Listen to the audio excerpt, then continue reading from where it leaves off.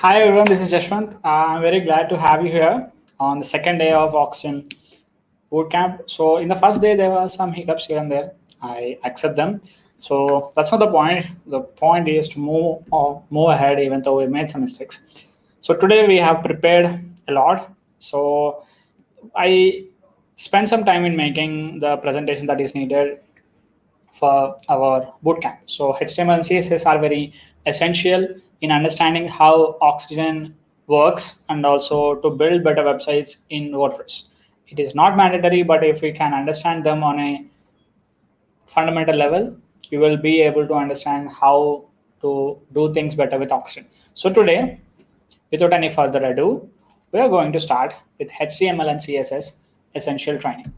So I will wait for a couple of people to chip in, and please tell your names so I can know who are here. Let me post a quick welcome notes here. So this will be a long session. Today you're going to learn really a lot of stuff. So I personally worked on the presentations that we are going to see now. So yesterday we covered different aspects of HTML, and also we covered what we have in Oxygen Builder dashboard. So let me open the same notepad that I've been using from 3 million years. So let me go to the desktop. So I have my Oxygen website information somewhere around here. So where is it? I'm checking for my Oxygen website link.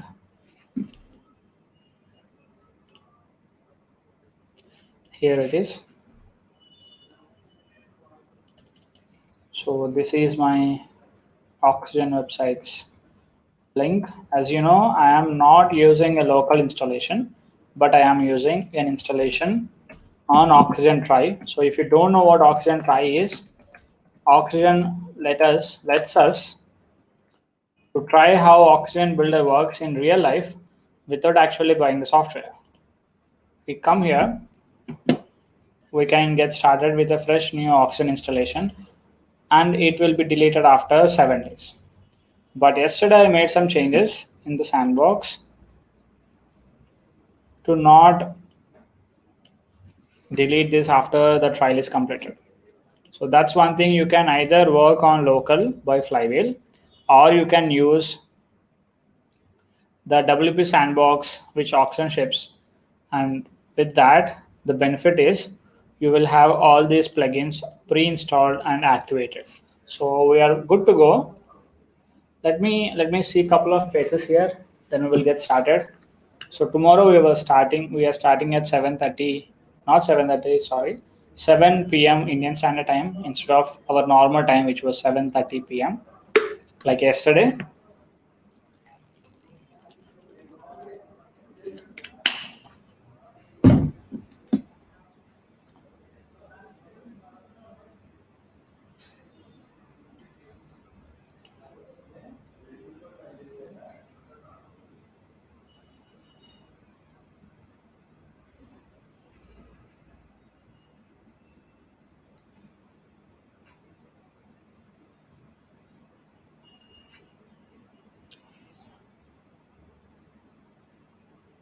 Okay, let's get started. It's fine, completely fine if no one is here.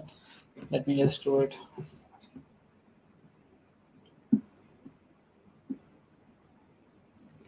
Okay, I just got a phone call, but it's like let's continue with this. So today we will look at HTML and CSS essential training. Yesterday we have completed how HTML normal document looks. It is also called as HTML skeleton. Today we won't cover HTML skeleton again, but we will cover more than that. We will understand how HTML basic syntax works, build a simple page with using HTML, not CSS, just HTML. Then we will go ahead and understand some selectors in CSS. Then we will understand several other things. Okay, let it be. Let me get started to it. So when you're working with HTML, anything is a tag. So any element in HTML is a tag itself. So if you have head where you add scripts and stuff, it is, okay, let me get rid of the banner here. So everything is a tag. The tag opens and the tag closes. So everything is held within a tag. And in most of the cases, you have content in between the tags. So let me show you an example here. So this is an anchor tag, which is referred to as A, which is short form for anchor, and H reference is where you want this thing to go when someone clicks on it. So where you want this action to take place, where you want the user to go to. So this is where you add that link, and whatever you want to put there, you put that link here. Let me just open VS Code very quickly.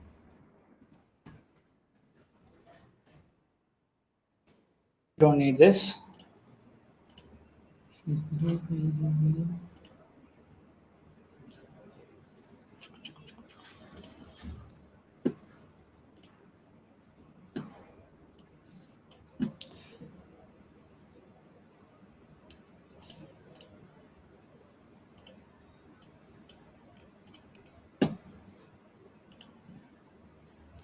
Okay, I think you can see the bootcamp. I have already created a HTML file. So this is a HTML file. Now let me create another HTML file, and let's call it bootcamp.html. So we have bootcamp.html now. So easy way to create a HTML document within VS Code is to type exclamatory mark and then click on tab. So this is the easiest way to get a HTML page. But if we want to do it the normal way, so we have to first open a HTML tag and close it. Okay, let me not use emmet. To open any tag, you use the open bracket and close bracket, and you write in the tag's name here. So this is a head tag. Every tag in a HTML document stays in between the HTML tag. So we have a HTML tag. In that, we will have a heading tag again. To open or close any heading tag, you put that in between a closing and an opening tag. And to close a tag, what you will do is open the bracket, but use the slash symbol. Then you type the same tag name, then that means it is closed. So we write some things like we can write about title here. What do you want? What is the title of this page? This page title is Bootcamp homepage. Now after head, we will write body. So body is where you actually put every content.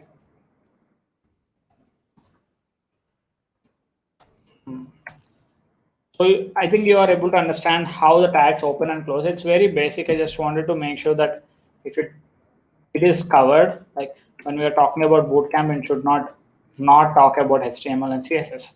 So we will get over this very quickly, but just doing it for the sake of doing it. Now we are coming to important element tags, which will add some content in it. So to add any paragraph or text, HTML has text. HTML has an element which is called P, which is short form for paragraph. So in paragraph tag, this is a paragraph tag. So let me show you. Let us see how it looks on the front end. Let me open the browser once. So this is a browser that we have. And you can see this is what it looks on the front end. So this is a simple HTML file. You can see how the skeleton looks here. So HTML contains everything. You can see it is highlighted now. Let me make it a little bit bigger, not this much bigger. I think this will do.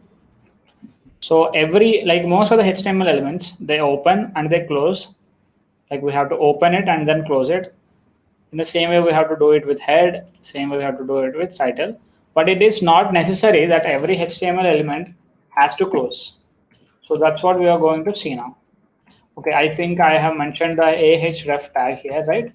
So when we want to,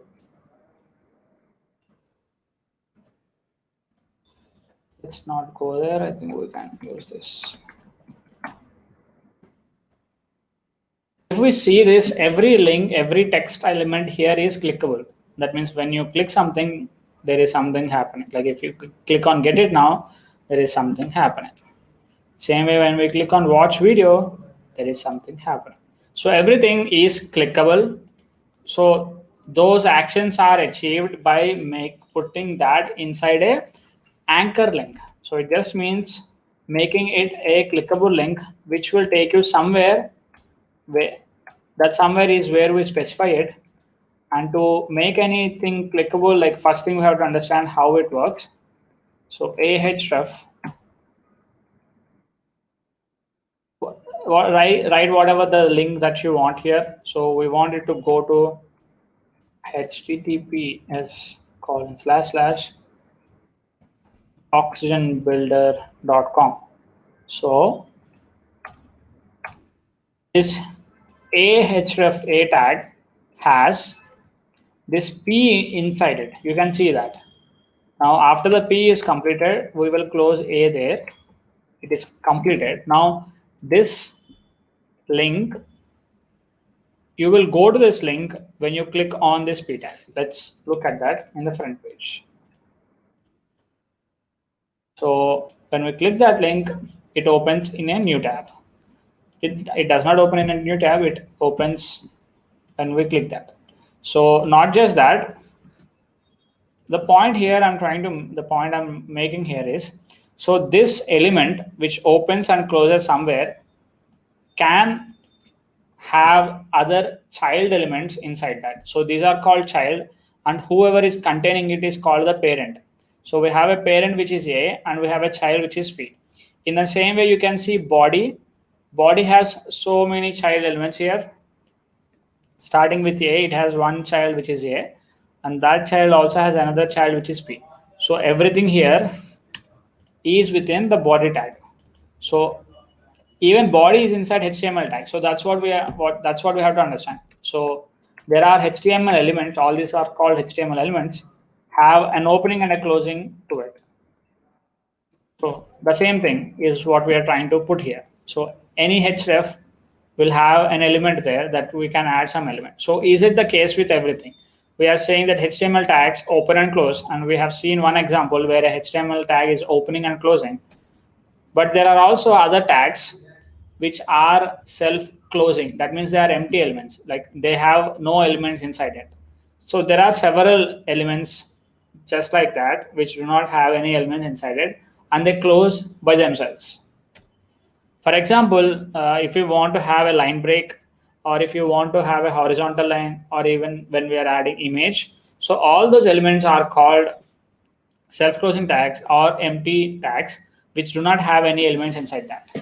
So that's one important thing that we have to understand. Like, not every HTML tag has to be closed, has to be a closed tag. It shouldn't. It doesn't need to be that. Let's check this once now. Let's add a break after this. To add a break, we just start. What we will do is we will add a break. We will add a break here, and also another tag, and let's open it on the front end, and let's see what do we have here. So you can see that there is one break after this. I mean, you can see what's happening, right? After this there is a break. That means whatever the text is on a new line, and that this entire thing is now clickable. And when you click any part of this, you will go to the Oxygen Builder page. It is good. So this is how you can see what's happening here. There is no opening. There is just an opening tag, but there is no closing tag. For same thing for HR, there is no opening tag. There is just an opening tag, but there is no closing tag. Now let's look at one such other element, which is called img.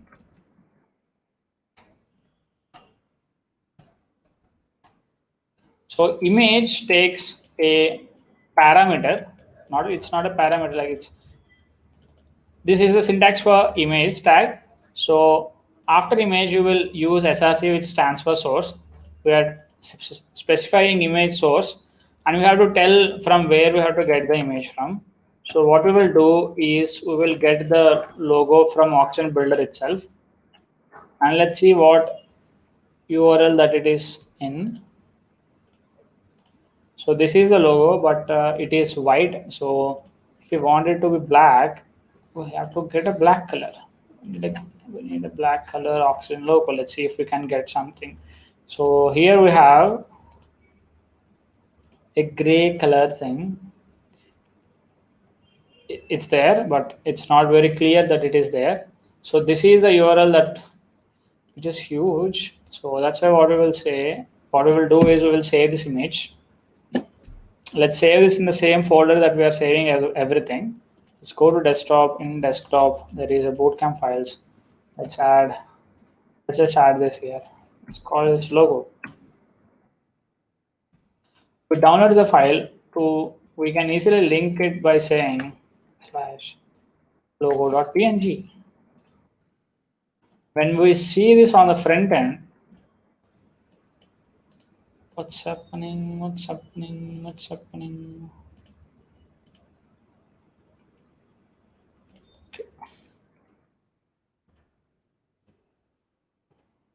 So we got the logo. I was going to the root folder, but we should not go to the root folder. We can use this, but let me explain that sometime afterwards. So we have the logo. We are starting, like, we can show images right here, but again, this tag also does not have any closing to it. But this, like, you don't see something like this here. Right, there is no closing image tag. So that's what we are going at. Like, not every HTML tag will be open, like will be closed. In the same way, like we added image src, there are other properties that we can add to. This is property and this is value, which we will very soon learn what is what in the CSS properties class. Now we are going to look at HTML document structure. Like, this is very important to help users understand or help screen readers understand what content it actually belongs to.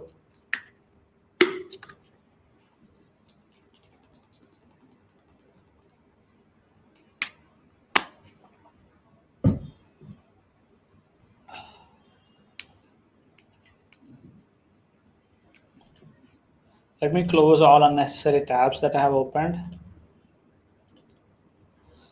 Let this be here. What we will do is, instead of doing that, let's make it look a little bit better. So the logo is on top of text. So this is where we will add the logo, and let's also add a p tag which says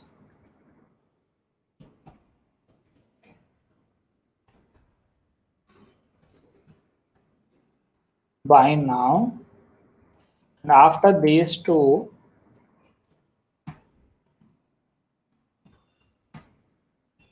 we need to have a horizontal line.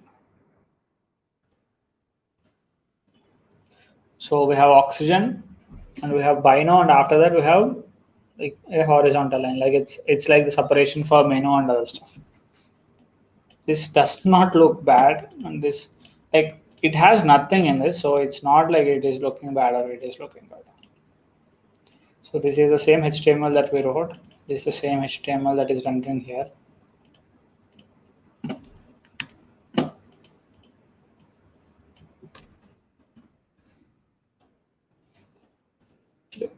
So in auction, when you're trying to add a horizontal line, you cannot do that. So maybe when you're working with auction, you can use this thing to build a horizontal line.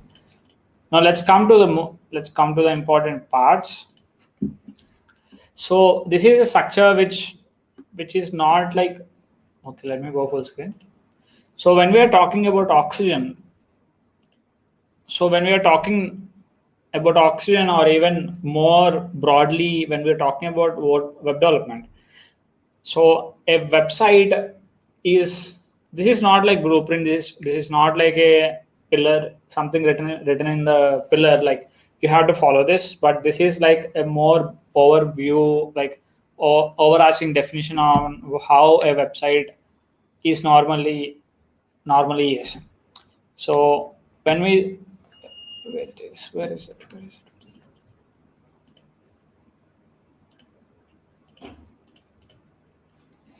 So if you see in any website, there is a header which has the logo and tagline, The now, wait, let me get the MDN resource for this.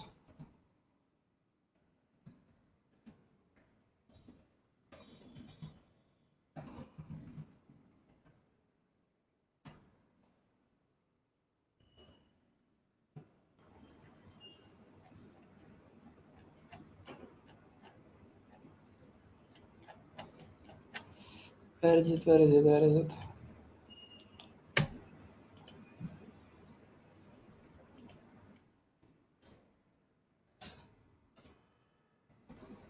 Okay, let's just leave it there.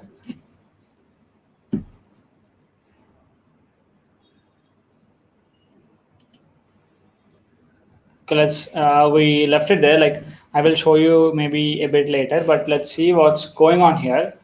So we normally, whenever there is, these are the document structures, like these are the important parts in a HTML document, like in any other website.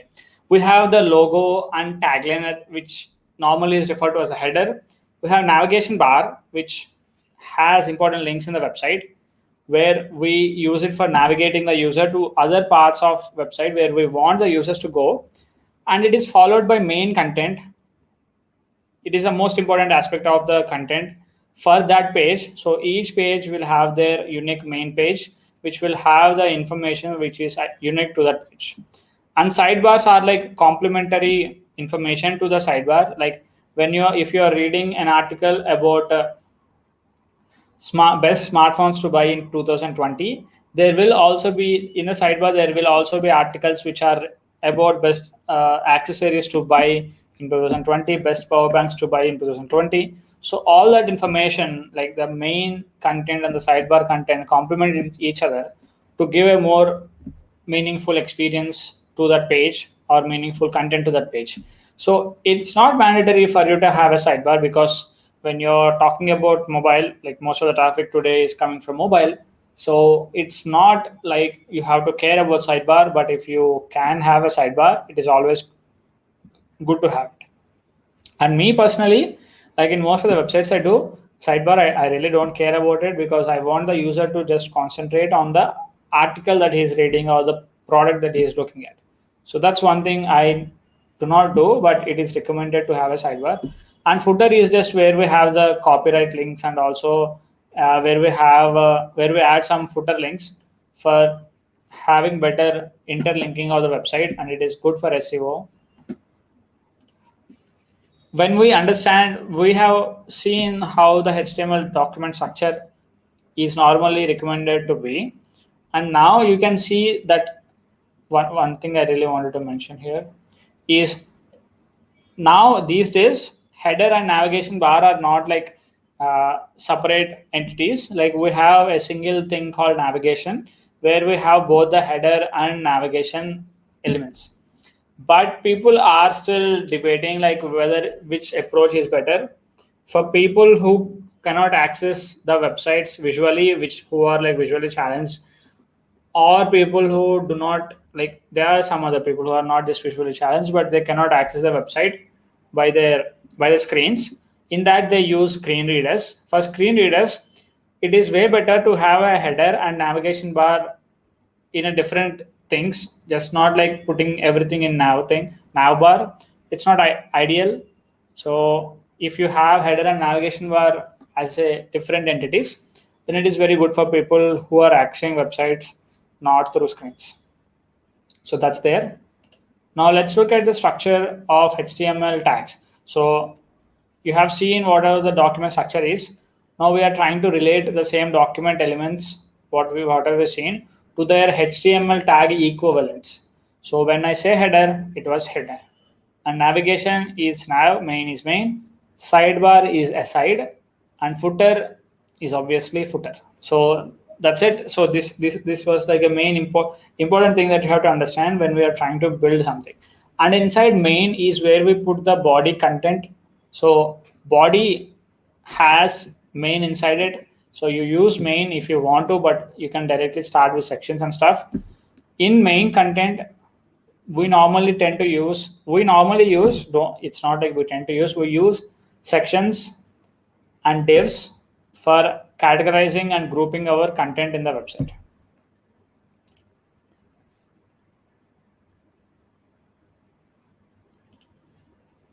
So okay, I think I missed showing where we are going. The HTML, essential HTML training we were talking about.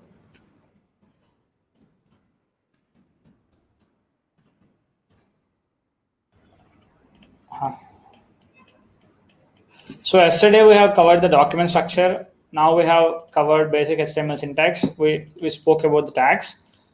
Tags with a G, not with an X, like tags. We are using a code editor which is called code editor, like VS Code. Yesterday we have seen ordered list and unordered list in Oxygen Builder. Maybe typography we will do this in CSS. We're talking about CSS, but we might just do that now. And para text, we just added some text to it. And structuring the content, I think we have seen everything here. So inside main, we have div and section.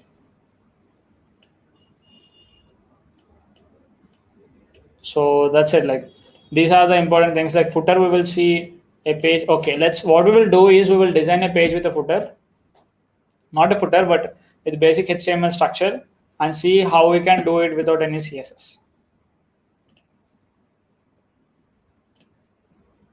We have okay, let's create another page and let's call it HTML struct dot HTML. HTML struct dot HTML. We have created one page. Let's use VS Code to create the skeleton that we need, and let's call this HTML basic HTML file.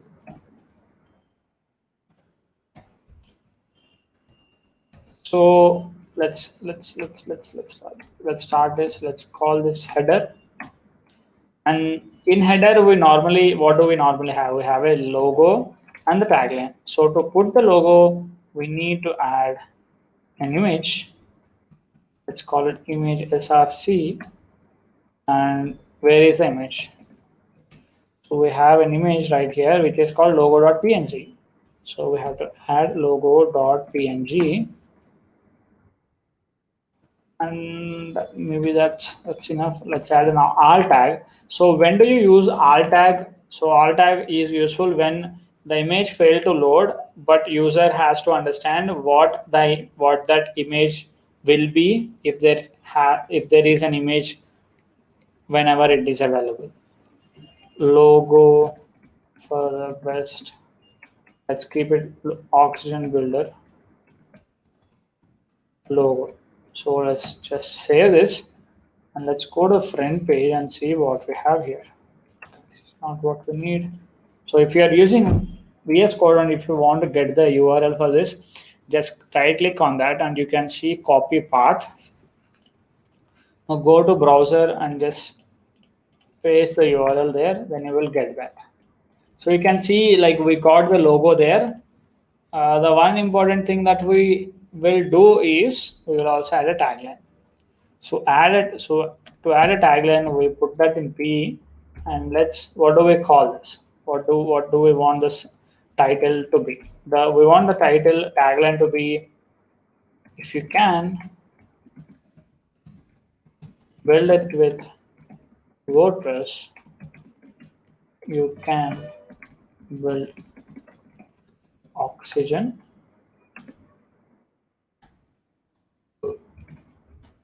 Builder. So this is the tagline, which is like very big. So what we have to do is we have to make this image even bigger than that. So to do that, we have seen we can use some parameters like width, and let's make it 200 pixels. It's not becoming 200 pixels.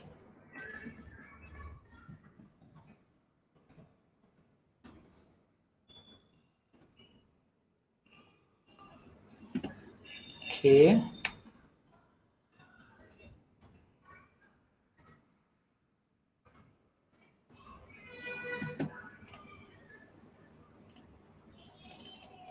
What's happening? What's happening? What's happening?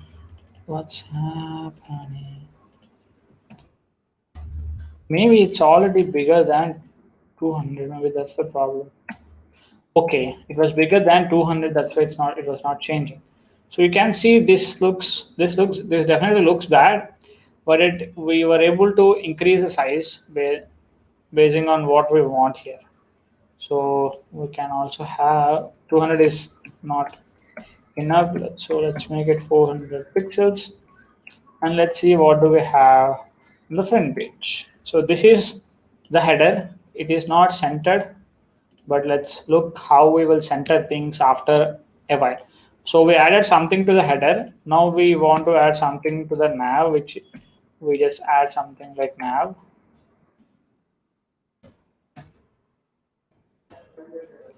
We added a nav bar, but we have to add some other links inside that. So to add links, there is an element which is called, like yesterday we have seen that we have different tech hub is here. So as we are having less enrollment, so just to keep my energy high, what I will do is whenever a person pops in, I will welcome them and I will continue with the work.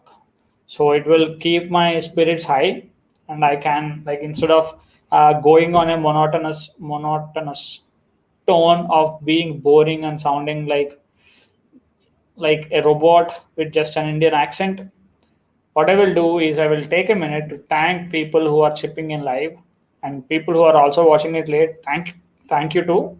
Like if you were not there, like you would not have been making this session at all. Thanks for everyone who is receiving this through an YouTube URL or watching it live or any other way. Thank you for joining.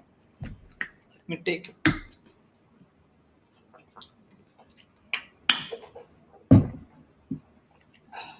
We are building some content with the basic HTML. So to get a better grasp of what HTML can do and what CSS can do.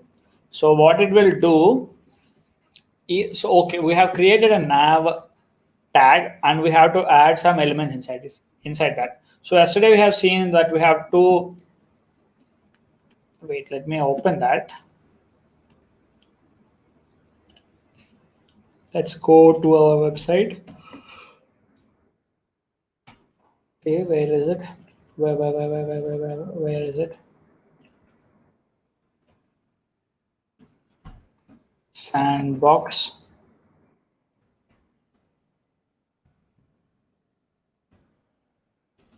Jubilant. Okay, this is my new website, which is long.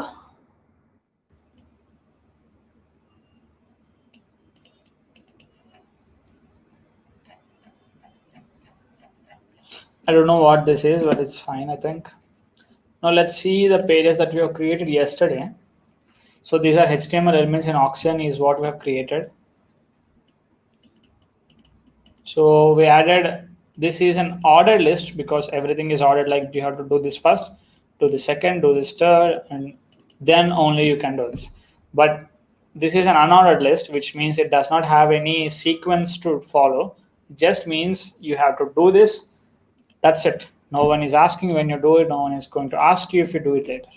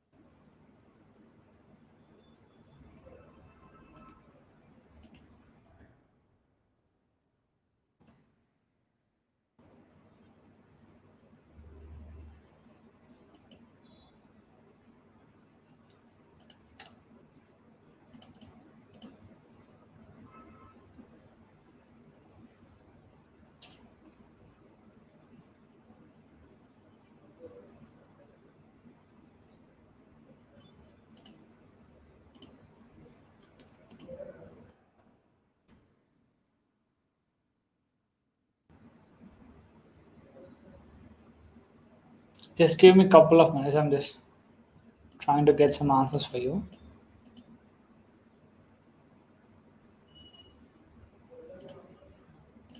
Okay. Sorry for the delay. Welcome everybody. Whoever is here. Now let's go. We have added a nav element. Now we have either two ways. Like we cannot have one and two. So instead of going with ordered list, we will go with an unordered list. Let's close that unordered list first. Now inside that we want to add a linked list.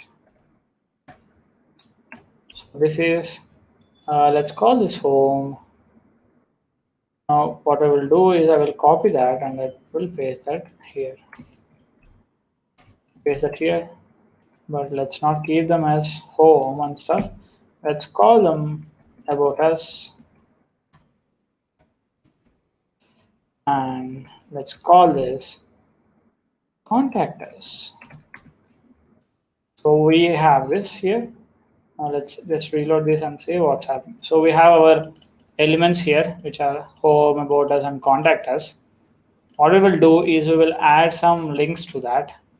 So everything has to be wrapped with a tag, right? So it looks fine. Let's add a href, which has to say contact us.html. Then we have to close the tag. Good. Let's do the same here.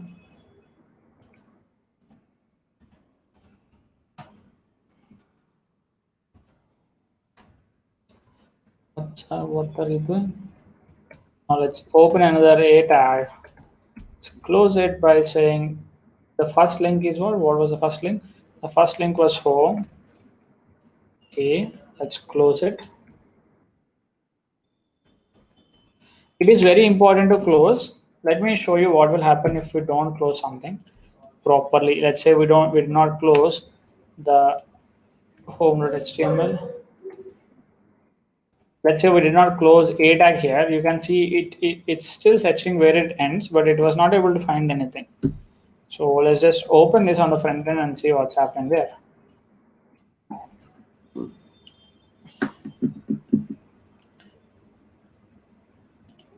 If you go, okay, I think I have to create three more HTML files. It does not take any long time.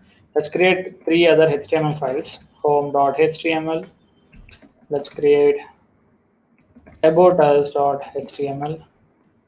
Let's create another page which is contactus.html. So we have every page now. So it will go to somewhere. It won't be a blank page now. Then let's call this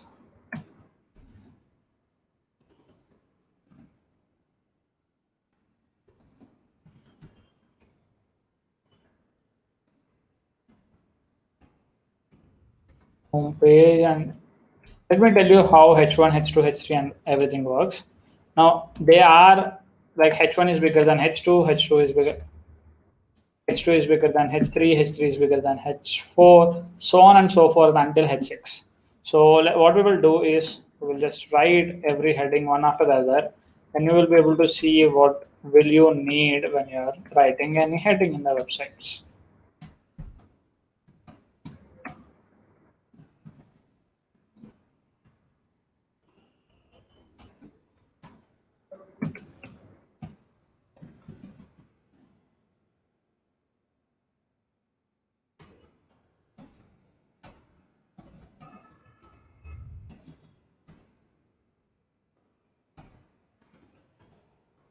Now you will be able to see every heading tag in action. So we have added home page. Now we also have to add the contact us page. Let's go to the contact us page. Let's add a plain document.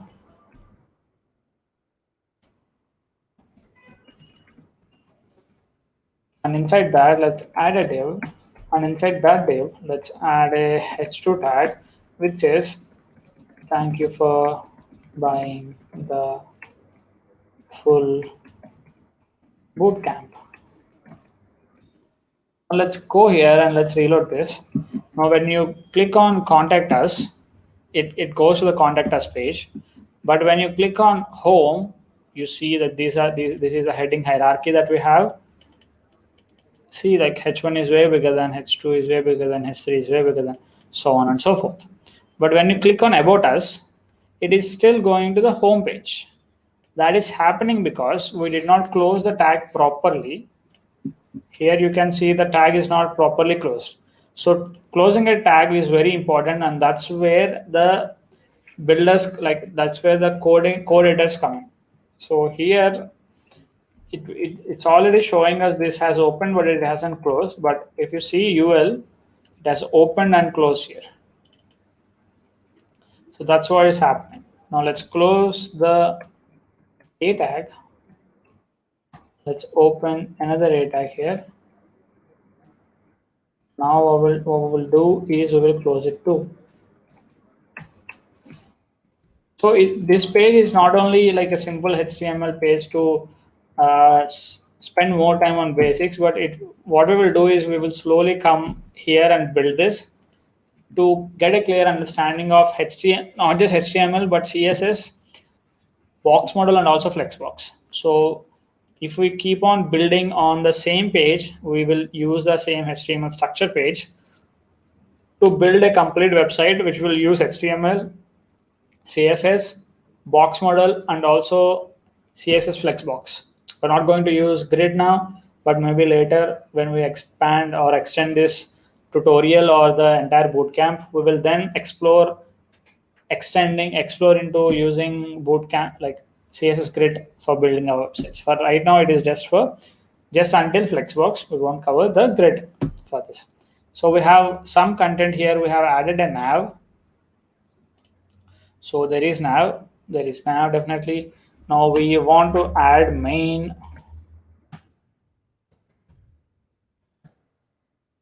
And we also want to add aside.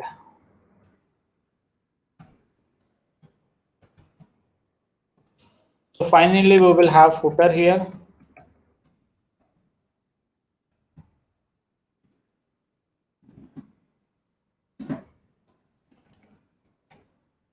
Now let's write one after the another. Let's just say this has a p tag with lorem ipsum. It is just some basic text.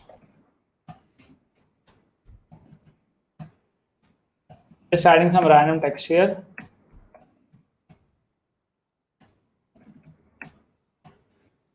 So we have some basic text here. So that is inside main too. So in aside, what we can have is we can have some reference tags or where the other things go. So for example, we can have other information here.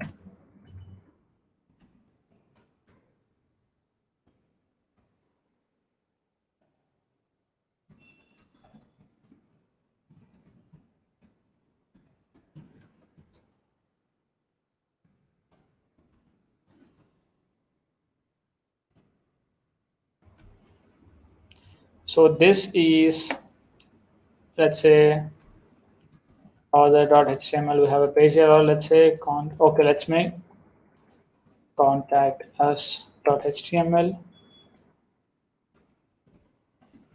Contact information in the sidebar. So we have opened a href tag. Now we also let's just leave it. Now let's close the tag, and inside the tag you can add most important thing is our other website. So that's one thing that we can add in aside. So whoever wrote this article, we will add some information about the author here.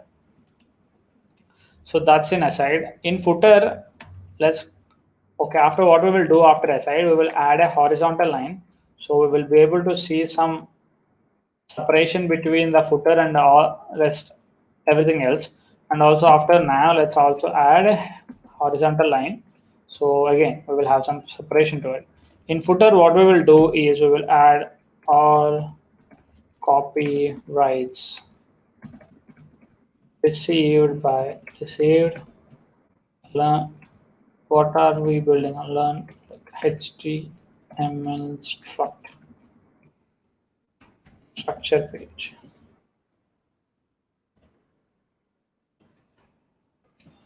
So we can see that something is taking place. Like we have some elements.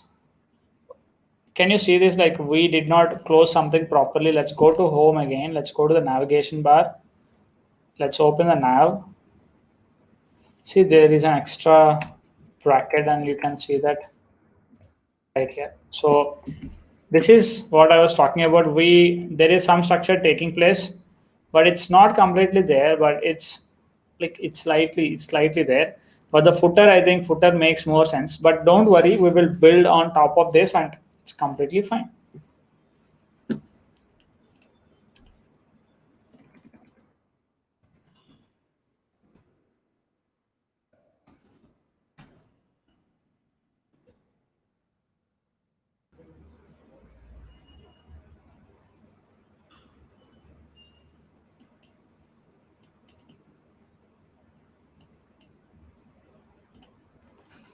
Okay. Let's get back to our slides. Where did our slides go? Did I just close the tab entirely? No, we have them here. So we have created a page where we have different things like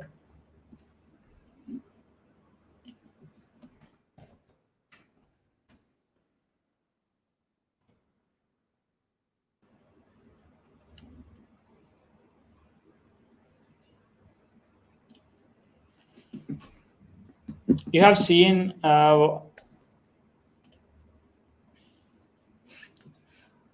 Wait. To go back. So we have clearly seen this. We have built a single page which is very bad using this structure, and we have seen, but we did not see like a clickable button. Now let's do that.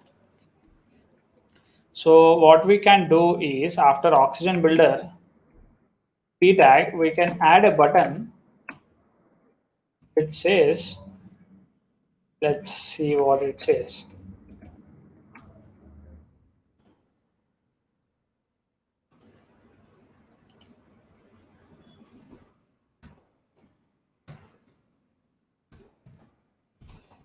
Bye now, guys. I am cheap. Okay, this is the button that we added. Now let's look at how let's see how it looks on the front end.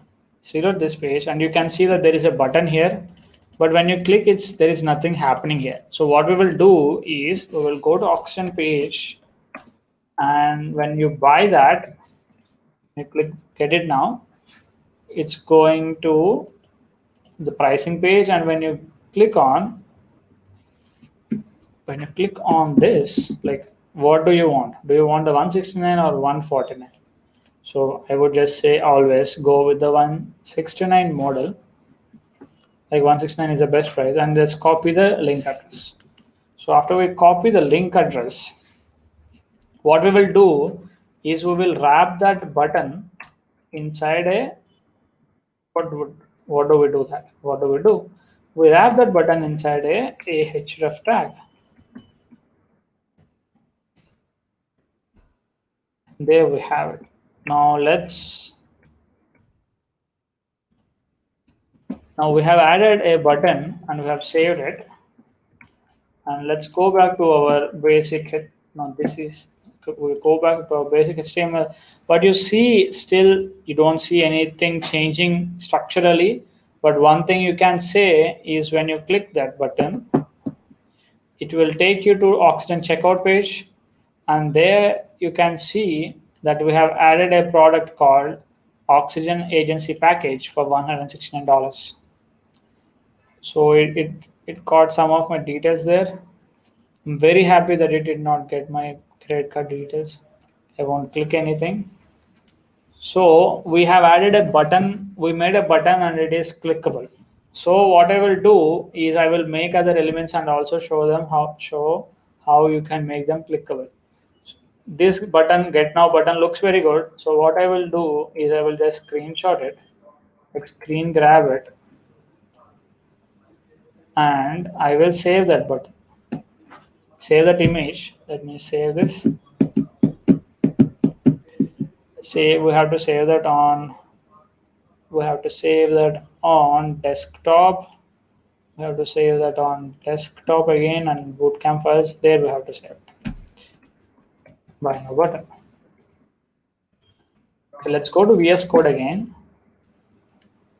So instead of using a button, what we will do is we will use an image. So image tag is followed by image source, and image source we have to call it by button.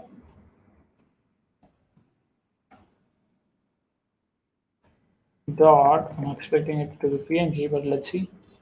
So it is called bino.png,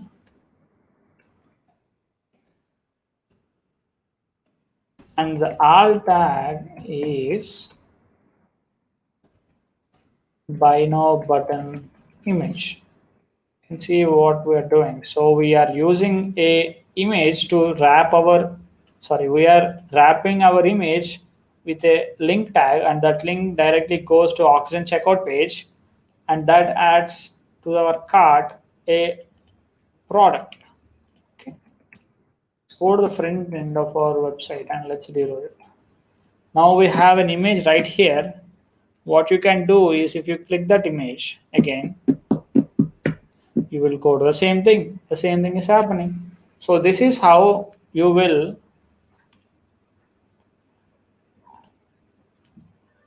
link. We have created a text link, we have created a clickable link, we have created a div, and we have also created using an image. Like div is the same thing. We don't have to stress on it. Now, okay, finally we are here. For the love of God, we are at Introduction to CSS.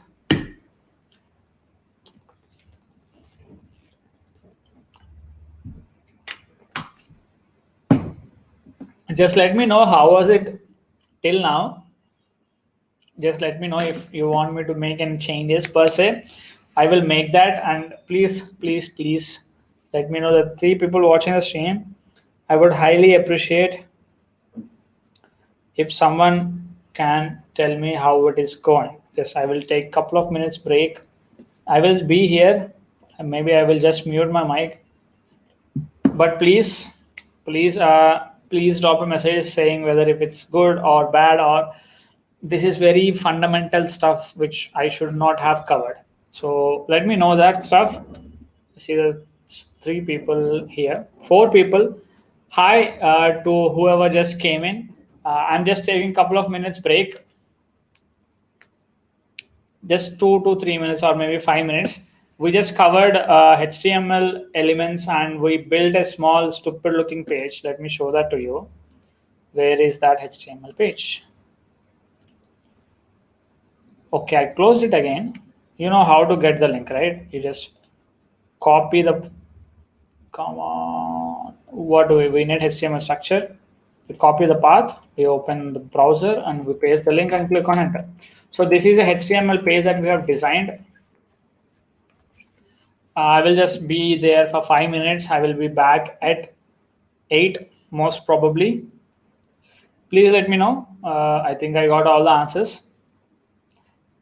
Thank you for joining. I will be back. It's not the end of the session. It's definitely not the end of the session. We have a long, we definitely are going to cover a lot on selectors and also understand how basic CSS syntax works. And Tech Hub, please like pay close attention to this session, to this whatever remaining 1 hour we have, because it will help you build a very good fundamentals in CSS. See you. I will be back in like 5 to 6 minutes. Bye.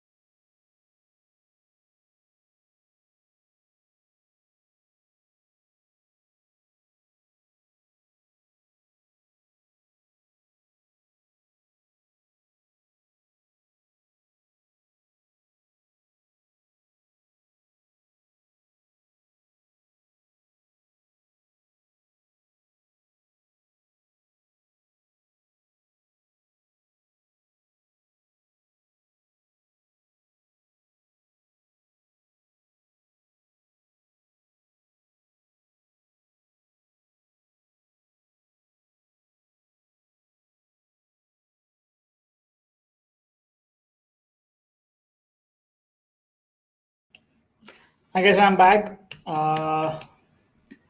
So 3 people who are watching who are still there. So thanks a lot for staying in and not going anywhere. I'm back. So I just took some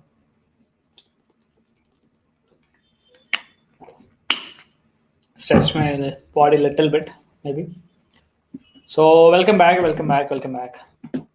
Now comes the most important part in our entire curriculum is to understand CSS. So CSS basically stands like the purpose of CSS is to style the HTML document. So what is the importance of styling any HTML document?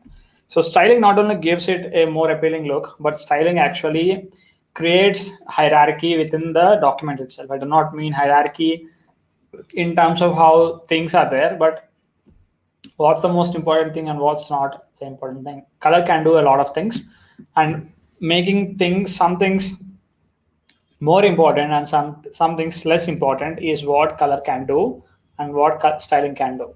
So that's what styling is. So let me show you how internet would look without any styling in it. Okay, let's not get off first. So this is Oxygen website. This is how Oxygen website looks with proper styling.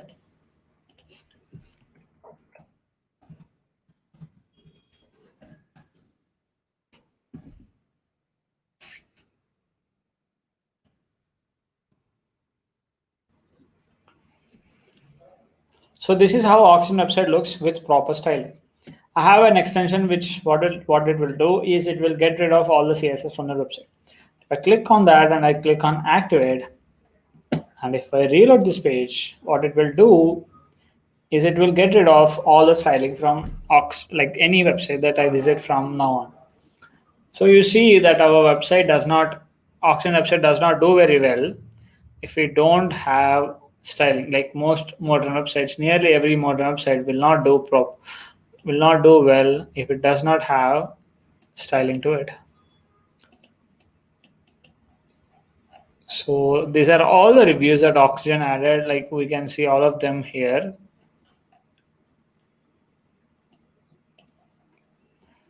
And these are like other options and stuff. Like you can see where I'm going at. Like it has nothing here. But if we just click and reload this, there's absolutely no change to it. But if we just reload this, you see like there is so many things that are breaking up. That's because this page continues to remain in the same way because it has no styling before and it has no styling after that. So there is no change, nothing changes.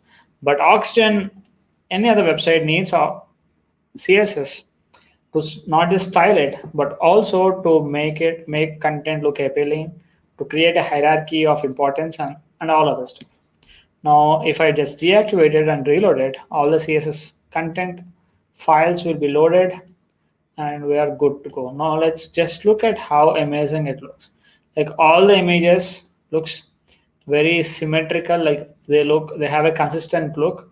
All of them are possible because of some filters that are added by SEO, not SEO, but by CSS. So I think you get the point. That's the importance. That's like most important thing is that. So why is it called CSS?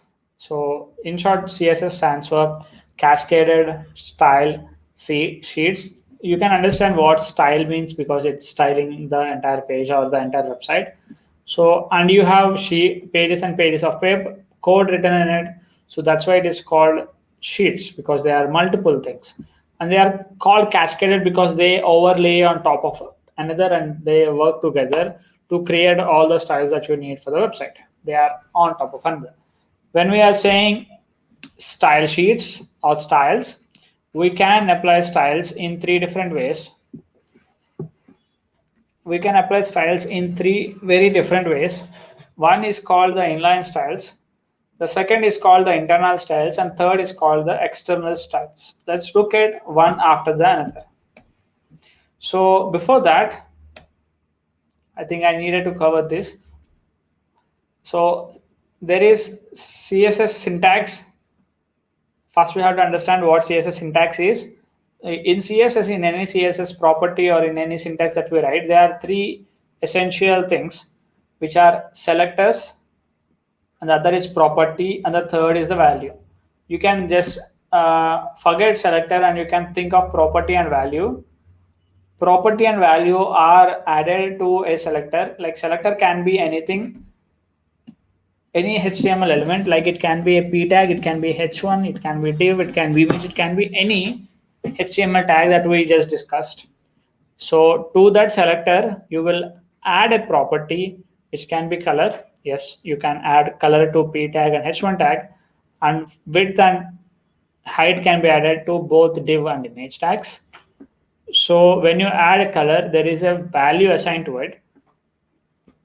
So color can be red, width and height can be 30 pixels to 100 view height. So VH stands for view height, VW stands for view width, viewport height and viewport width. So this is one example of how CSS styles look. Like this is a p tag. You have seen, you know what p tag is. P tag is basically paragraph tag. So you are saying the color has to be red. So you can see this p tag, which is in pinkish color. It is a selector, color is the property, and red is the value.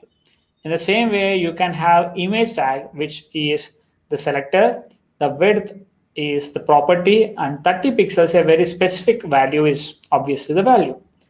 Now let's look how we can use it. So if you have understood this, let me go full screen. So we have understood this. Now I think I have to change the order. Yes, I think I definitely have to change the order. So we have seen what in style CSS, what CSS syntax is. Now let's go ahead and create our own CSS for a while. The first thing is inline, which means you add things within the same line. To do that, the most important thing to note is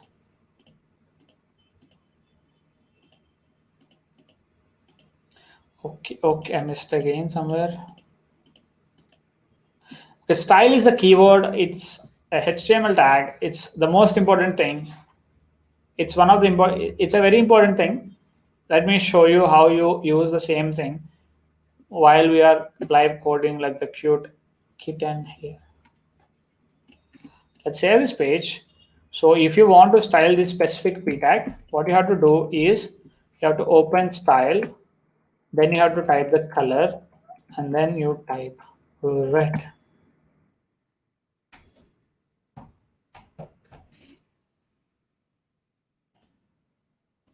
So let's open the same page on the front end now.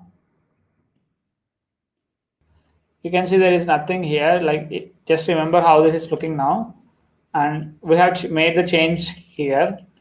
So the paragraph tag here is now red in color. That's because we have applied styles to this very specific thing.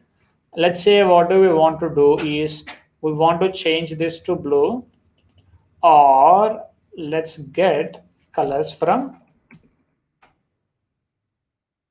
Tailwind CSS colors. This is what we want. Okay, we go to this. Now we have so many colors. In our website basic HTML page, we have a very dull white background, right? So what we will do is we will go to customize colors and we will pick one gray from here. So let's choose this gray. So one important thing you all know is this is entire thing is the body, right? We are seeing the entire thing inside the body. So we will go to, we have added one thing here, we added, this is called inline because it is in the same line. That's why it is called inline. But if it's internal to the page itself, then it is called internal style sheets. So you remember I told you that style is a HTML tag. So this is a HTML tag. Now what we want is we want the entire body to have a background color of what we got from there. So this is called a hex code. Yes, this is called a hex code, which has 6 things like this. These are like 6 digits, so that's why it's called hex. I think that's why it's called hex. Now let's go here and see this. Now there is a very subtle difference, so which is not very obvious. So what we will do is, instead of getting something which we cannot clearly see, we will get some color which we can clearly see, and that will be this blue color. Now instead of this hex code, let's just delete that and let's paste that here. Now let's go back, let's reload our page, and you can see that this entire body from the top to bottom has changed. See, that's what I was talking about.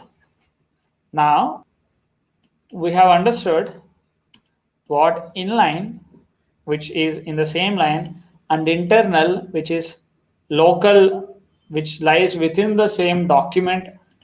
Now let's look at what external style sheets are. So the word itself, which says external, it says that we are adding them to our document. So to add things to our document, what we will do is we will link that. You have to use the keyword, like we have to use a tag called link, then you enter it, then like this is a style sheet, and again it is asking you for the reference, like where you are getting the style sheets. So we have added the styles. If you go to the styles, you can see there are a couple of things that we are creating here. Let me just close this. So every div which is inside, so every div will have a width of 100 pixels and a height of 100 pixels and height of, so the width and height will be 100 pixels. I'm really sorry, I was not thinking properly. Now also let's make the background color to be white. So if you make it white, we can easily identify where we are creating the content. But the problem is we don't have any content, anything which is div inside this. So what we will do, after we have completed the site or before we start the main, let's add a div, and inside that div let's add a p tag which says hello there. That's it. Now let's save this. Let's open this and let's reload this. You can see after div, after the horizontal line, you have a text which is taking some very specific height and width, like height and width. We don't know how much it is. So what we will do is we will just go to the inspect element to open this Chrome inspector, to right click on it and click on inspect. Now there are two options here. So either you can choose the selector option, or you can choose the responsive. We'll just choose the selector, and let's go to this element here. If we go to this element, which is the div, you can see the div has some properties here which says the width is 100, the height is 100. And again, if you see, this is the box model which we will cover in a very, very, very, very, very, very short while. I shouldn't have said like that, but so this is how it is. This is called the box model. This is the element's actual width, 100 by 100, because we explicitly said it has to be 100. Now what we will do is we will go to VS Code and let's change this to 200. Reload this. You can see what's happening there. Like, it is now 200 pixels long. Okay, I think you get the point there. We have added both. We have added all three kinds of CSS. We added inline, we added internal, and also we added external.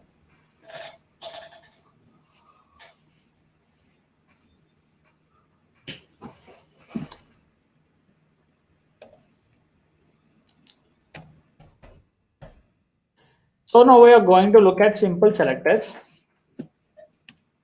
If you look at this, what if you want to select elements, this entire elements, you want them to have, one second, let me just confirm one thing first.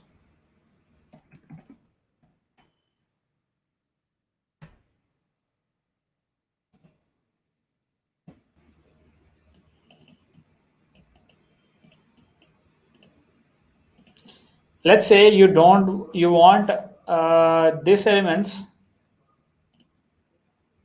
let's say you want this link elements to be shown on capital case. You want them to be capital case and you want them to be in red maybe. Okay, you want that red and you don't want any dots before it. So first thing we have to do is we have to specify that we don't need dots. All of them are under linked list.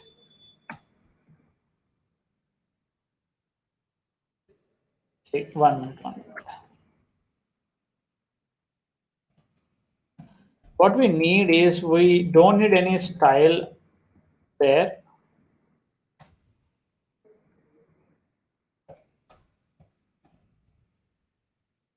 So what does this make is this will remove the styling for that, and also let's make that color red. So wherever you use a li element, it will automatically become red. So this every li element here is red. Okay, let's add more content to it so we can actually use CSS classes and stuff. Let's go on, let's create some, let's call this, let's give this an ID.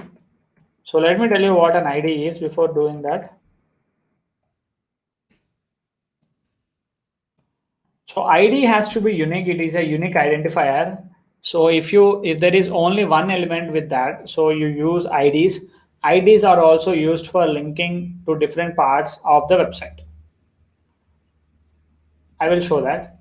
Just for the time being, remember that ID is used to link unique items in the website. So we can also use IDs for styling that specific element.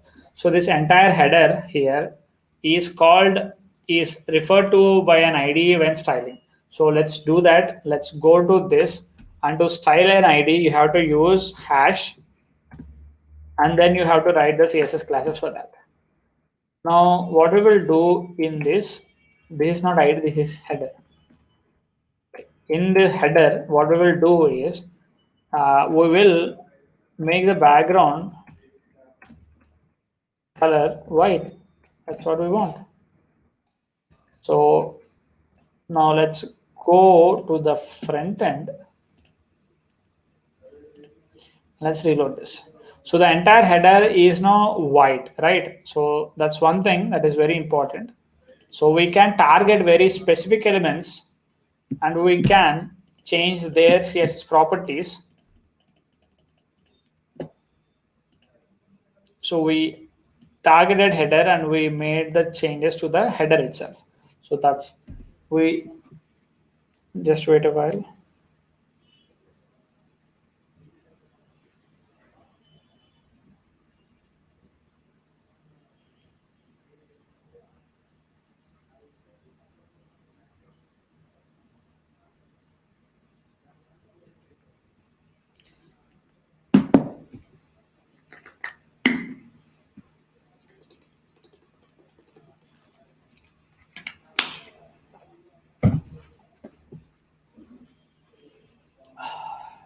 Okay. One. Let me. Where are we? Okay, we understood how to use an ID. Okay, I think what we can do is we can link. Let's use. Okay, we have this. So we just copy all this stuff. Let's paste this. I want to show you how we can use header elements also. So let's go inside main. And after P, let's just paste some heading elements here. We have two pairs of heading elements. Let's make them three. And after each pair, what we will do is we will add a line break. So we have to add a line break here. So there will be automatic line break. I just wanted to add a horizontal line. So after another pair of headings, we'll add another horizontal break. Let's add another horizontal break here. In the menu, we have added elements in the navbar, which says home.html. So this is, let's say this is first pair, and let's say this is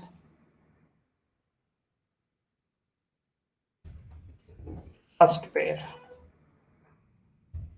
This is second pair. This is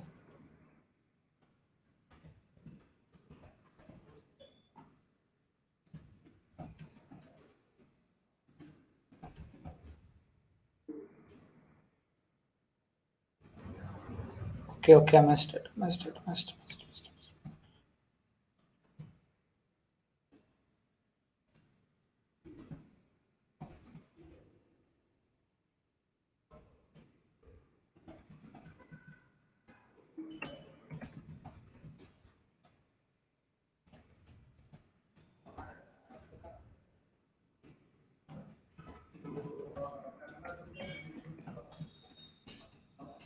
Okay, so we have different elements and stuff.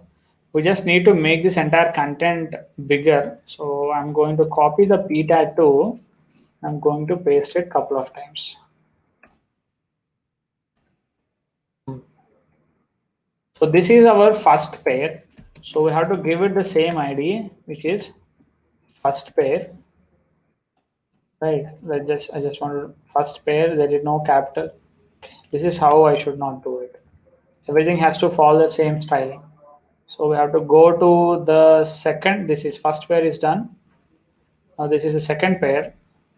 Its ID is second pair. Its ID is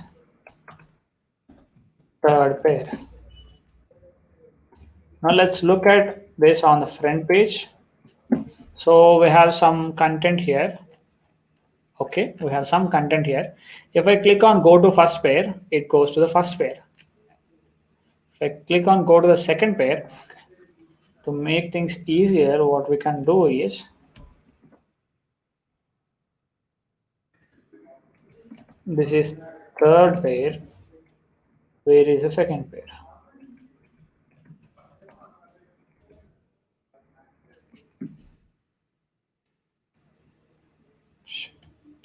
It's fine. I think it's fine. If we click on go to first pair, it goes to the first pair. And if we go and click on the second pair, if it goes to the second pair, click on go to the third pair, it goes to the third pair. Okay, let me just quickly make something here. So if we have the ID header here, so that we can also use this to style things differently. So we have things here.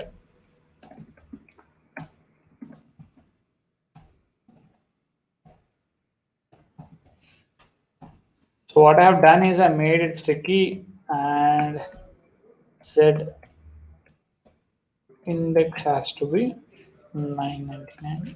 We will cover this, but for that, I think. Okay, I'm targeting the wrong element. We have to target nav for this. So we need to make this element sticky. So we have to do that by using the nav. So again, let's create an ID for this. Let's call it nav. Let's go back here. Let's create ID styling for nav. Now paste the styles here.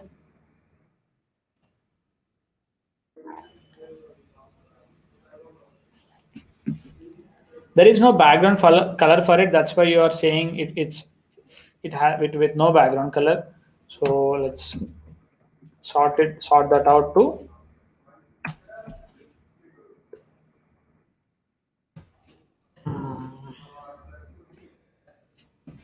See, now if we make that sticky, if we click on go to first page, this will stay like here, stay like that on the top. And if we go to click on go to second page, it goes to second page. If we go click on go to third page, it goes to the third page. It's already there. That's why it's not moving. See how it's happening, right?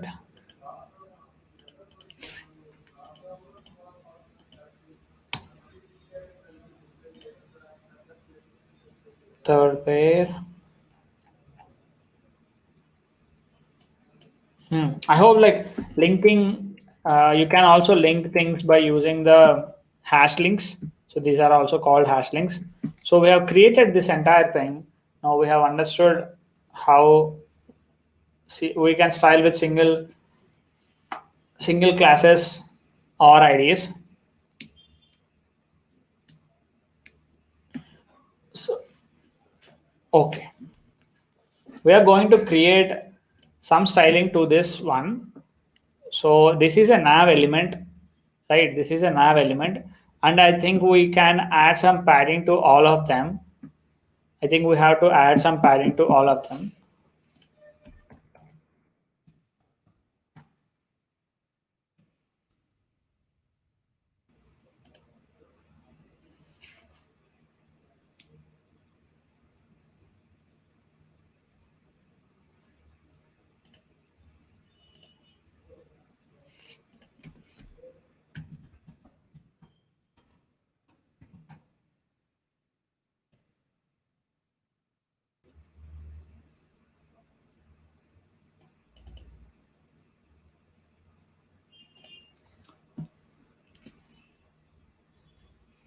Okay, sorry for that.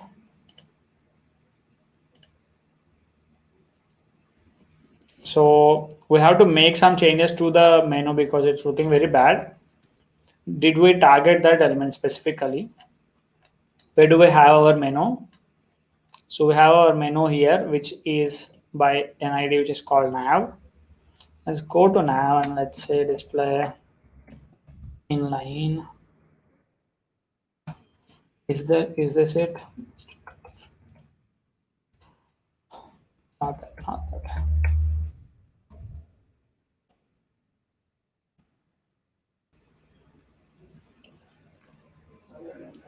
Display one second, let me get this right.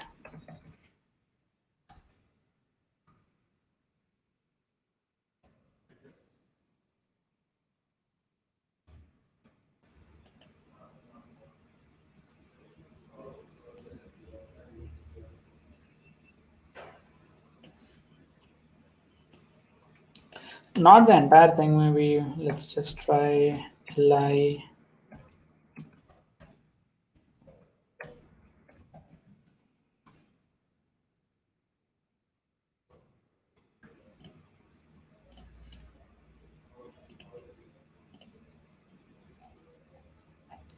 Okay, you can see that we made some changes and this progress looks good. Like we can align all the elements in line, which says to align them in line. So that's what we are doing. We in previously I was targeting the wrong element. I was targeting the nav, but I should have targeted this li element only. So if we want to target elements which are inside li, and do like this. Now what we will do is we will add some styling to it, but we have to add styling to each and every element. So instead of doing that, we will create an element called dot nav item, which is just a navigation item. One thing is we definitely need some padding for it. Padding is 5 pixels. So when you type in 5 pixels, it means 5 pixel in each and every direction. So let's go and add that to plus nav item. Let me add that to each and every li that we have here.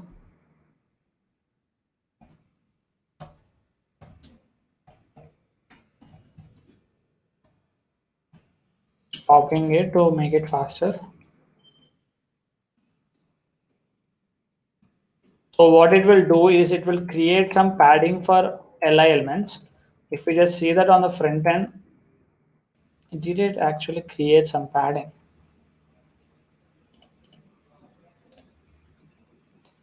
I think it did create some padding. Yes, yes, it has some padding.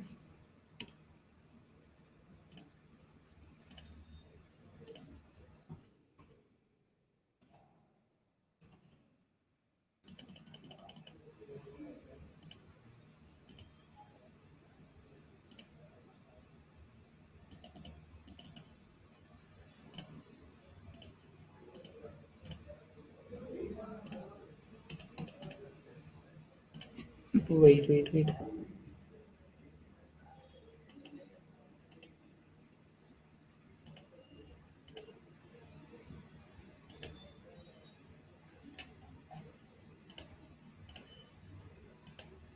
I was just checking if everything I was doing is right or wrong, and that's it. That's nothing more than that. Nav item. What was it? If it was nav item padding, let's change the padding to something noticeable. 20 pixels, and let's reload this and see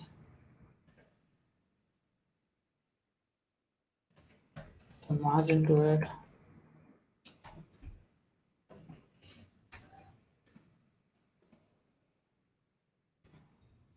Dot nav item.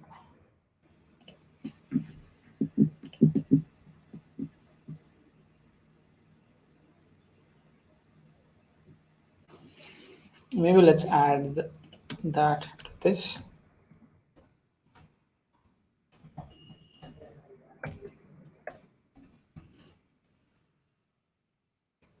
Okay, as again I'm targeting the wrong element, so not to the li but to the parent element, which here is the ul element. I just added that, so everything has like, how much padding do we have here? Nav item has adding up 20 pixels and a margin. We don't need margin. We'll tell you what margin is. I just want it to look good first.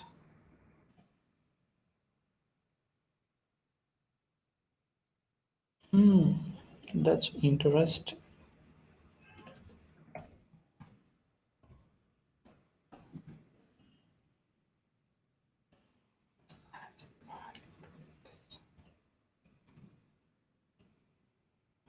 It's working fine, but I did not notice it even after I made some big changes to it. So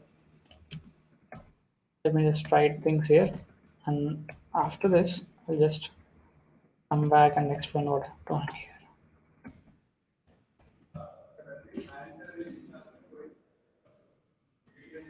You can just just pay some close attention to this. What's happening here is we have different elements here, and instead of writing inline css for everything or internal css for everything and creating so many classes, so classes are basically, they classes will hold some css styles, and you can use the same styles. Instead of writing the entire thing, you can just use the class name for every element you want to have the same styles for. So that's when you use css classes. So here what we did was we created a css class called nav item. So nav item has a padding of 20 pixels. So that 20 pixel margin is very important for navigation, where you can understand what's happening there. So if we just create that, if we have that, you can see like what it means, right? If it's very important to have all that things. So to make everything clear, we just created it. Now try to make, that's it. So that is the purpose of css classes. So in Oxygen we use css classes a lot more than what we use on other page builders, because I don't think other page builder have the property of the opportunity to use css classes. Correct me if I'm wrong, but Oxygen builder main way of customizing or creating consistent design is by using the css classes. Okay, we have added some nav items, so we added some good amount of css classes, and our page is looking like it's going somewhere now. let's say like we were able to make all these things in line. I think we can also make all these things in line, but I think we have to make all those things, all the elements to be in the same element. So if we open header, header has image P and A. So header also has an ID which is called header. Let's make this also display inline. Maybe not so fast. We will work that out with Flexbox. Let's see how that goes.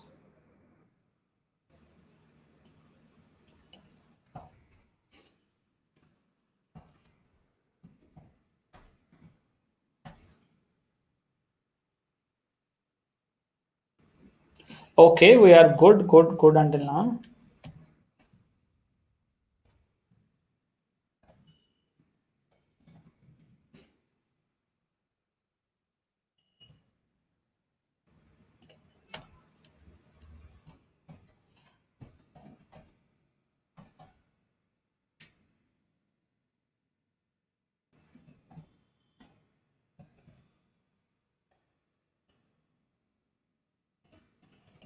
Okay, let it be. I will just cover that in a little while.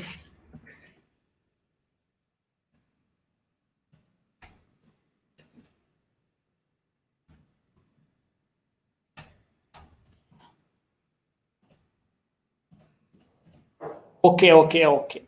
Let's get back to stuff that we have to complete today. So we have seen simple selectors. So it is just a single one element and that's it. Nothing more or nothing less. It was super easy. Now let's get into complicated selectors. Like sometimes we have to use couple of selectors. Like selectors are just HTML elements. That's what you have to remember. They are the elements you sometimes you combine them and sometimes you use them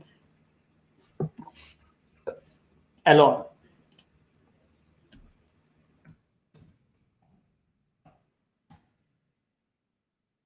This is a very important thing and it will help you a lot when you're working not just with Oxygen Builder but when you're writing your own custom CSS. This will help you a lot. So pay close attention to this. So we will cover each thing in great detail. Okay, the first thing is a selector. One second.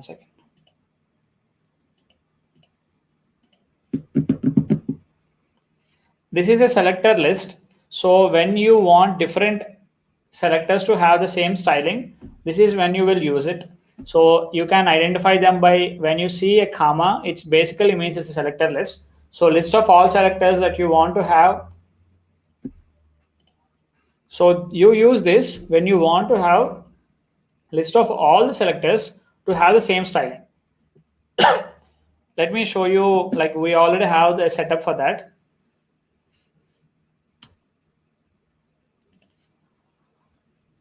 Where are we? Okay. Let's say by default the color is red, like this. FFF, like it's not FFF, it's 0 0 0 0. But what if you want to have this color? This is what you want for the headings and for the text in our website. So you don't need to write everything. Like you can see that there are things here. If you want, if you can build it with WordPress, it is in red. There are some other elements which are in red, but if you want the headings and the paragraph to be in that color, the bright red color, what you can do is you can use our selector list, which in which you have to use the comma. Now let's go to the top and let's add the selector list there. We want that for P and H1, or you want the color of the text to be this. Let's save that and let's go to our page. Let's click on reload. You can see that this color is not white or this is not black. This is a dark red color, but that dark red color did not apply to either the p tag, which we already specified some styling for. It did not apply to the linker list or the links list. it only applied to the p tag and also the h tag. And not every h tag, but only to the h1 tag. You know that all these elements were like h1, right? So it applied to only to the h1 tags. If we go to if we go to the footer has a different thing, but it is not p. Let's go to the HTML structure. If we just go to the bottom, you can see it was not p. It's default text. It's rendered as text, and it did not render as p. So what we have here is we can specifically customize where we want the styles to be applied for. This we can also add background color as blue.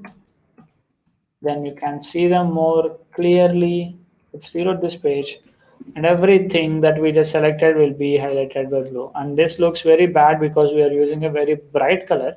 So what we will do is we will use the lightest version of that color, this one.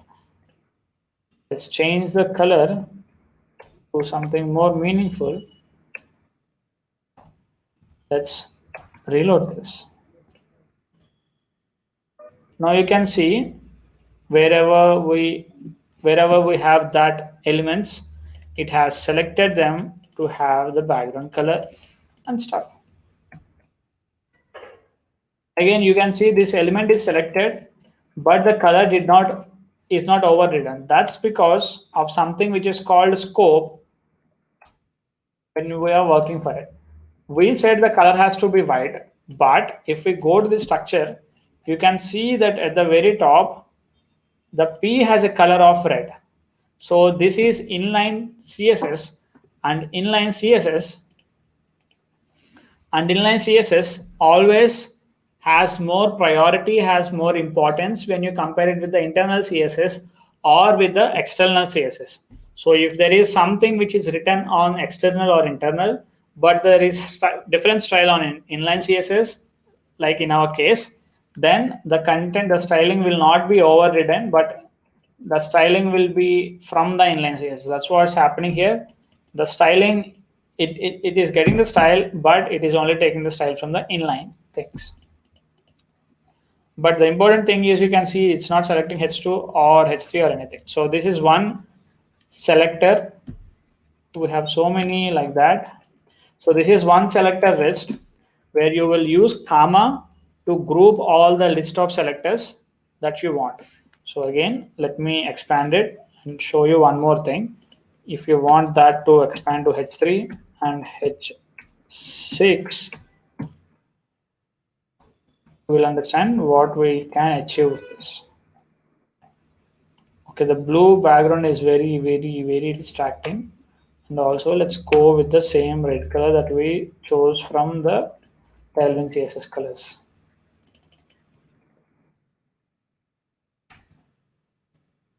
Let's go.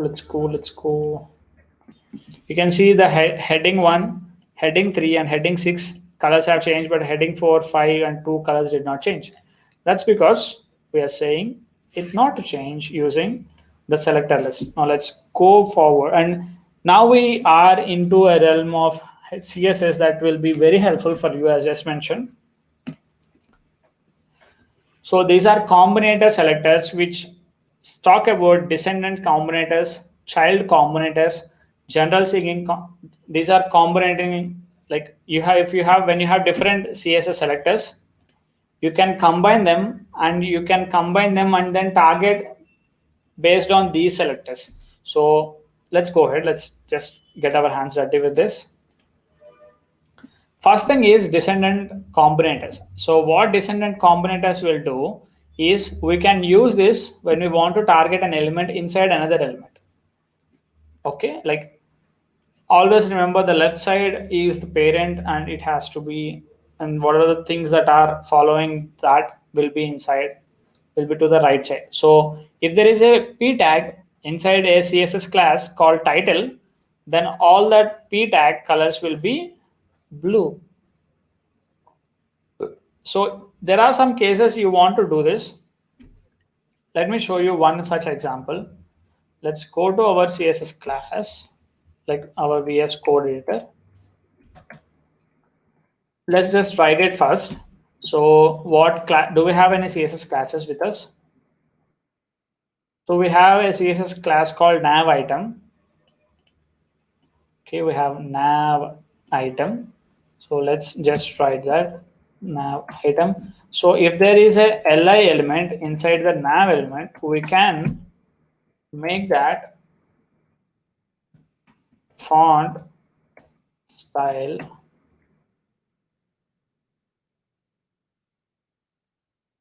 I think it's called font decoration, or is it text decoration? Okay, it's text decoration. We'll make it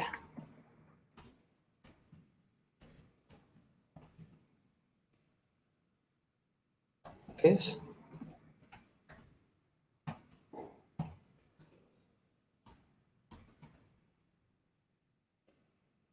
So we already have underline. Let's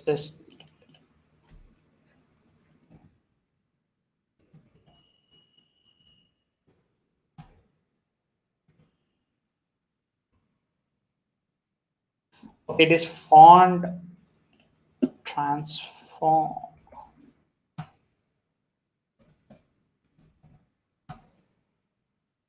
So it is called font transform. If we use that, whatever, come on. So if we use that, whatever the li element that is present inside the nav item, it will be converted into uppercase. Now let's just look at this. Let's reload this. You can see it goes to uppercase, but let's say you want only the contact us to be uppercase. Like you just want the third element which says go to pair, go to third pair, you want only that to be uppercase. So let's call this, let's create a CSS class and let's call it uppercase.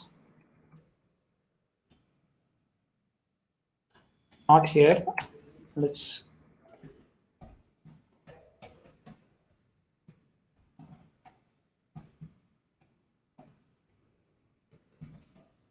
so what will happen is, where are we? I think we are here, right? Okay.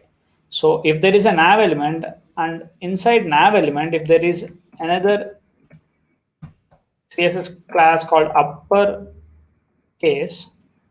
then all the text, all that will be transformed to uppercase.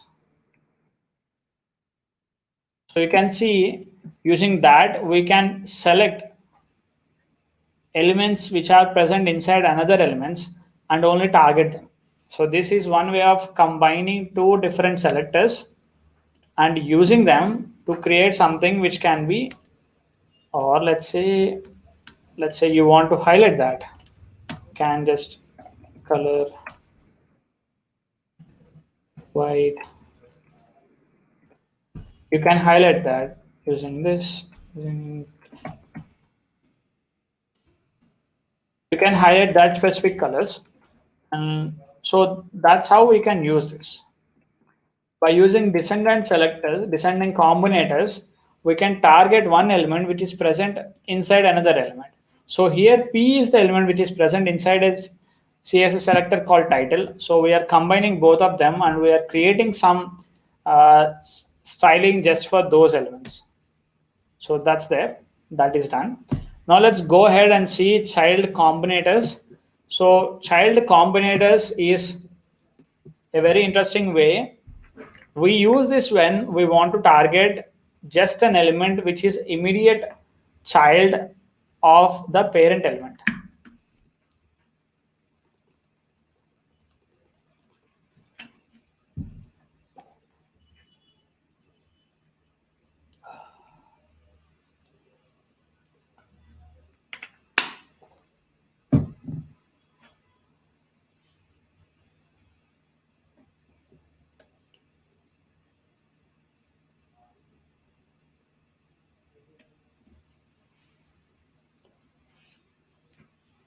So we use this when the highlighting factor, like the thing to notice here is which is immediate child of the parent element.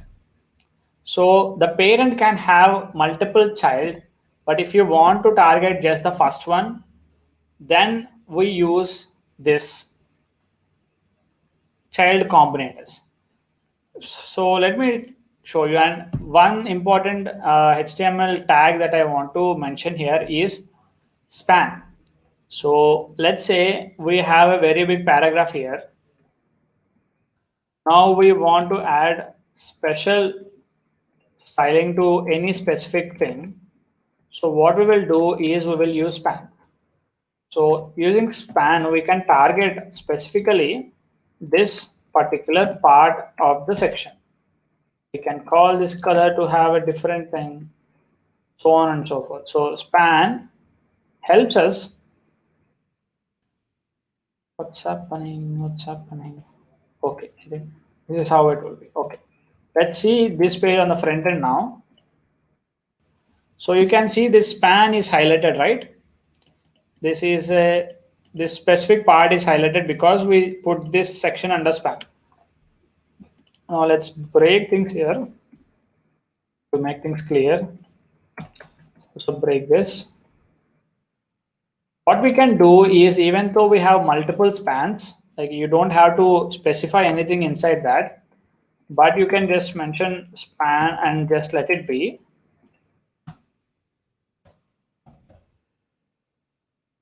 This closes here. Also, let's add one more span here.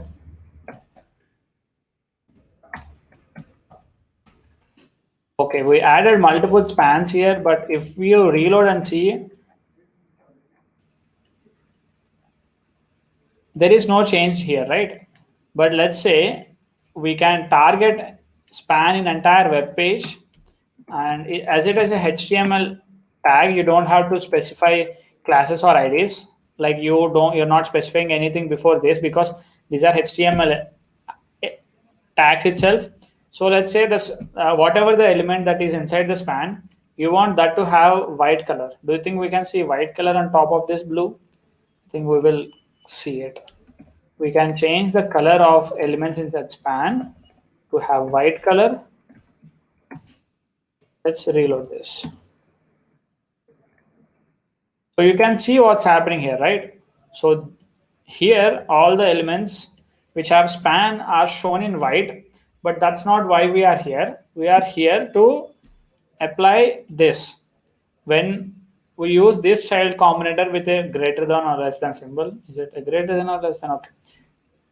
The first element has to be inside div. If we apply the color blue, it will only be selected to the immediate child of the parent element. Let's see, it's so vague when you read it, but let me show you what happens. So P is one such element, and P has all this stuff inside that. So P has a span inside it. So let's do this. Let's say if there is P and if there is a span tag inside, I want that color to be,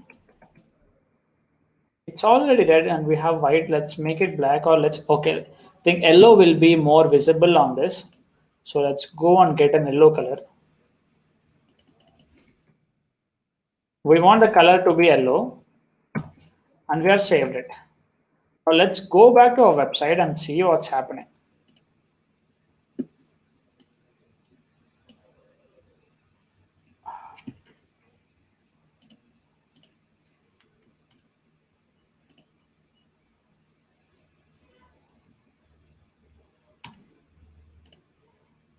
Okay, I think you can see it. 1 minute, give me 1 minute.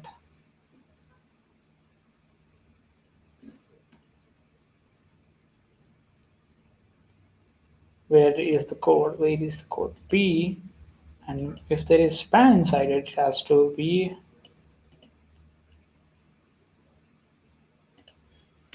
maybe I did some.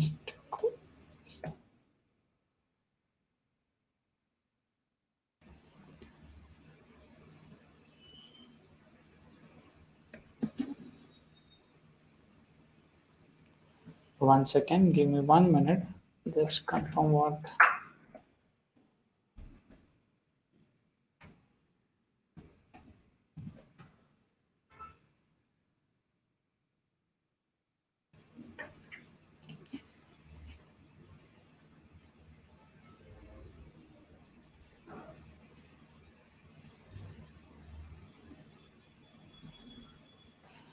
Okay, okay. The problem is it is still the same. These are all the children inside it. So if we have another span inside this, let's get rid of one thing here.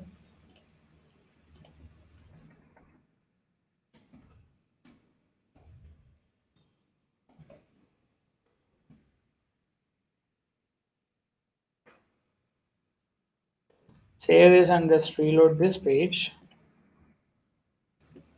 So I think you can, let me tell you what's happening here is, so all of them are immediate children. So every span is an immediate children. Maybe I can quickly draw that and show you.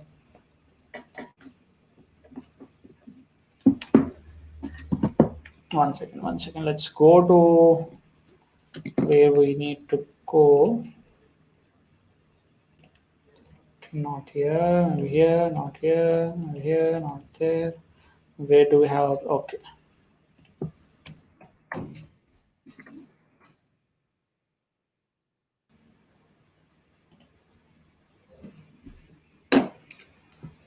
What happening is we have our p tag here.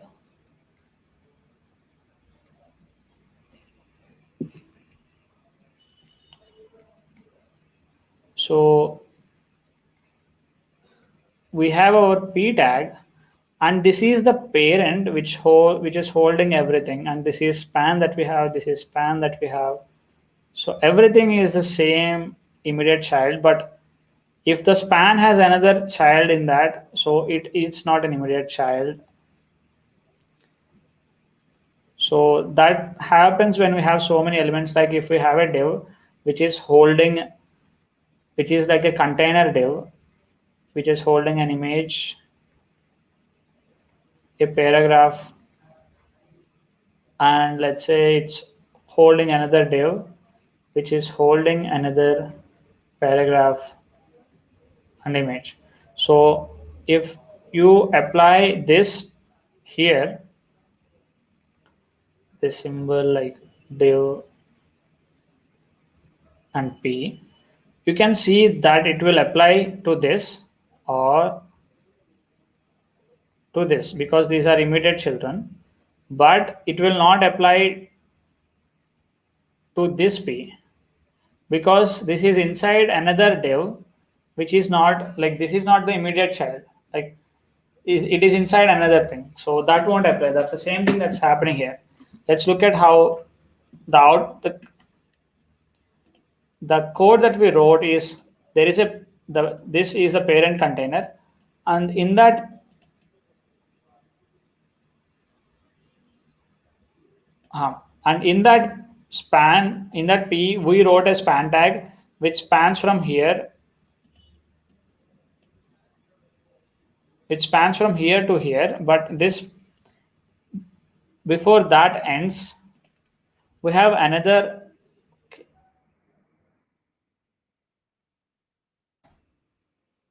before this span actually ends, we have another span which starts here. So the whatever the styling that we wrote will be applied to every span here, but not to elements which are inside another element. So that's what is happening here. So you can see that every span here, this one, let's say what we will do is span inside p, and we will rename this as span inside span. Again, what we need to do, this is span inside p, this is also span inside p.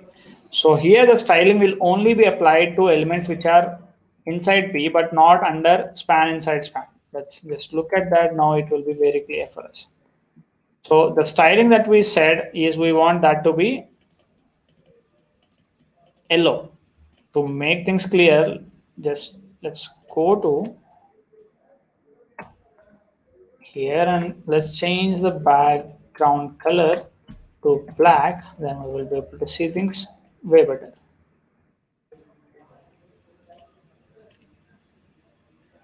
span.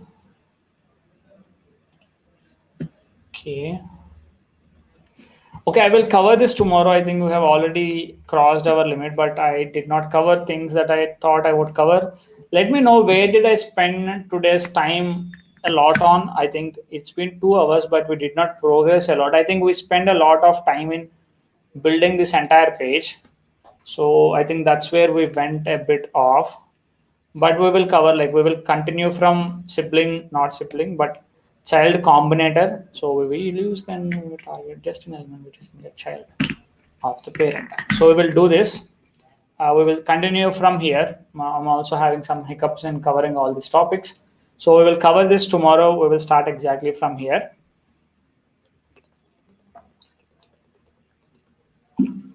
Drop your comments, whoever 2 people are here. Let me know where did we spend the time and did you like the session or not. If you have any feedback, drop that to my Facebook or in the comments. It will be very helpful. I'm ending the session for today. I hope it was a little bit insightful. Maybe tomorrow we will make things better. Hope so. Please let me know if let me know if there is anyone here still.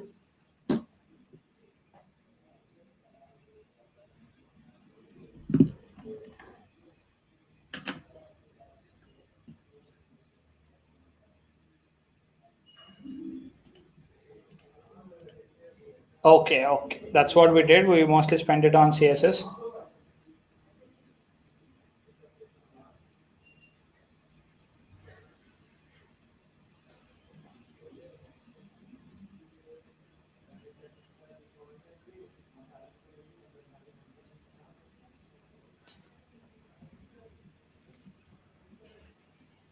Okay.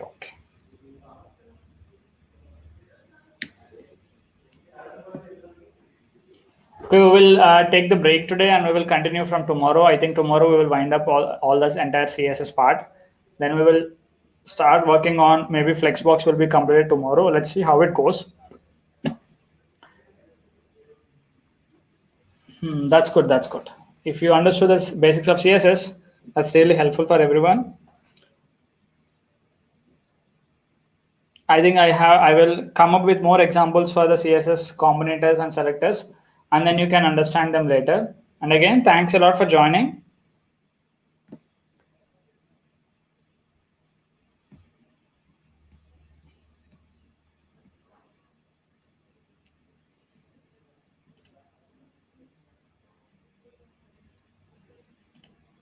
We'll see you tomorrow for sure.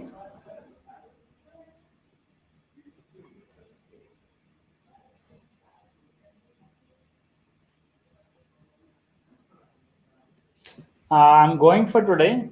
Join tomorrow. Don't forget to join tomorrow. Have a great day, everyone. I'm ending the stream for today.